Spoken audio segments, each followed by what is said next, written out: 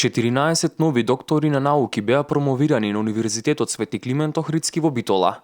Со оваа промоција се докажува квалитетот на Битолскиот универзитет и на студентите кои се одлучиле своето образование да го надоградуваат токму на Универзитетот Свети Климент Охридски. Промоцијата се одржа по повод денот на основањето на Битолскиот универзитет. Во тие 14 доктори на науки има повеќе области, од економски области, јавна администрација, правни науки, земјоделски науки, така натаму и така натаму.